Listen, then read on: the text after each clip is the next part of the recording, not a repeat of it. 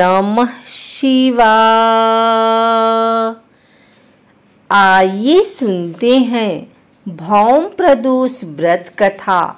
हिंदी पंचांग के अनुसार हर माह की त्रयोदशी तिथि को प्रदोष व्रत रखने से शुभ फलों की प्राप्ति होती है।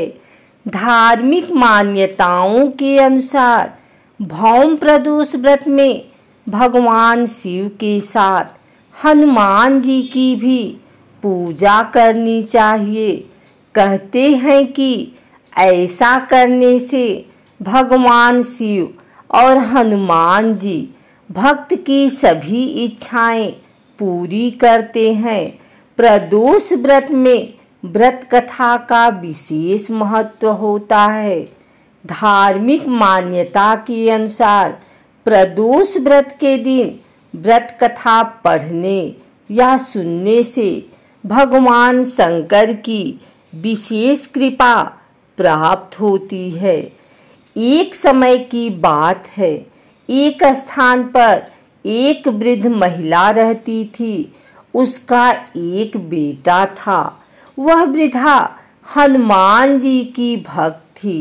हमेशा हनुमान जी की पूजा विधि पूर्वक करती थी। मंगलवार को वह हनुमान जी की विशेष पूजा करती थी। एक बार हनुमान जी ने अपने भक्त उस वृद्धा की परीक्षा लेनी चाहिए। वे एक साधु का वेश धारण करके उसके घर आए। उन्होंने आवाज लगाते हुए कहा कि कोई है हनुमान भक्त जो उनकी इच्छा को पूर्ण कर सकता है। जब उनकी आवाज उस वृद्धा के कान में पड़ी तो वह जल्दी से बाहर आई। उसने साधु को प्रणाम किया और कहा कि आप अपनी इच्छा बताएं। इस पर हनुमान जी ने उससे कहा कि उनको भूख लगी है, वे भोजन करना चाहते हैं। तुम थोड़ी सी जमीन लीप दो। इस पर उसने हनुमान जी से कहा कि आप जमीन लीपने के अतिरिक्त कोई और काम कहें, उसे वह पूरा कर देगी। हनुमान जी ने उससे अपनी बातों को पूरा करने के लिए वचन ले लिया। तब उन्होंने कहा कि अपने बेटे को बुलाओ, उसकी पीठ पर आग जला दो। उस पर ही वे अपने लिए भोजन बनाएंगे।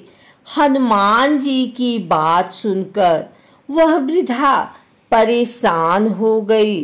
वह करे भी तो क्या करे। उसने हनुमान जी को वचन दिया था। उसने आखिरकार बेटे को बुलाया और उसे हनुमान जी को सौंप दिया। हनुमान जी ने उसके बेटे को जमीन पर लिटा दिया और वृद्धा से कहा उसकी पीठ पर आग जला दे।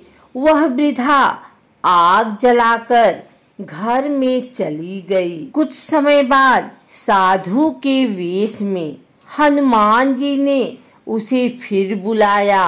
वह घर से बाहर आई तो हनुमान जी ने कहा कि उनका भोजन बन गया है, बेटे को बुलाओ ताकि वह भी भोग लगा ले। इस पर वृद्धा ने कहा कि आप ऐसा कहकर और कष्ट न दें। लेकिन हनुमान जी अपनी बात पर अड़िग थे। तब उसने अपने बेटे को भोजन के लिए पुकारा। वह अपनी माँ के पास आ गया। अपने बेटे को जीवित देखकर वह आश्चर्यचकित थी। वह उस साधु के चरणों में नतमस्तक हो गई। तब हनुमान जी ने उसे दर्शन दिया और आशीर्वाद दिया। सुबह जल्दी उठकर स्नान कर लें। स्नान करने के बाद साफ स्वच्छ वस्त्र पहन लें। घर के मंदिर में दीप प्रज्वलित करें। अगर संभव है तो व्रत करें। भगवान भोलेनाथ का गंगा जल से अभिषेक करें। भगवान भोलेनाथ को पुष्प अर्पित करें। इस दिन भोलेनाथ के साथ ही माता पार्वती और भगवान गणेश की भी पूजा करें। किसी भी शुभ कार्य से पहले भगवान गणेश की पूजा की जाती है। भगवान शिव को भोग लगाएं। इस बात का ध्यान रखें, भगवान को सिर्फ सात्विक चीज़ों का भोग लगाया जाता है। भगवान शिव की आरती करें। इस दिन भगवान का अधिक से अधिक ध्यान करें।